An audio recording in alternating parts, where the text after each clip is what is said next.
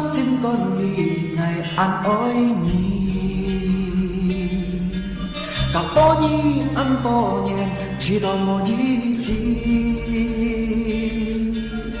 ôi ngày hi chim nhi giang con dù sao gì xuân lấy nhà xin con đi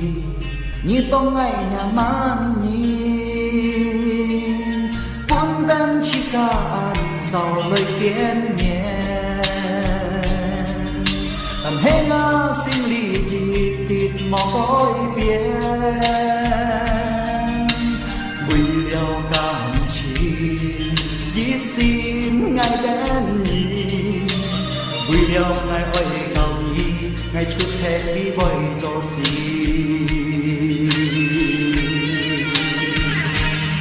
một sân đồ tháng vỡ nhìn trong nghĩ ăn bói chi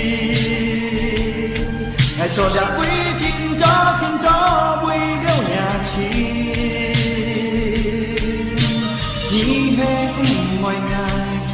dặn sự chín mong xin cháu ngài vì mong nhìn mọiใจlời khiến ngài